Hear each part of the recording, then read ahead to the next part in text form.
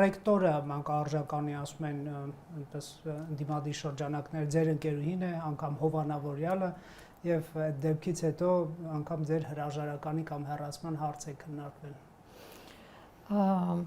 Ճիշտ ասած,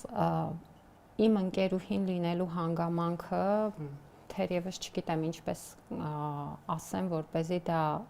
լինի պարզ, միանշանակ եւ այլ խոսակցության տեղիք չտա։ Ոչ, նա իմ ընկերուհին չի եւ իմ ընկերուհին երբեք չի եղել։ Ես Տիկին Գևորգյանին ծանոթացել եմ այն փուլում, երբ որ նա առաջադրվել է որպես ռեկտորի ուրեմն տեխնացու եւ մեր հարաբերությունները եղել են բացառապես աշխատանքային, գործնական։ Մնացած բոլոր հարցերը կարծում եմ արդեն նախաքննությունը կտա պատասխանները եւ դրանք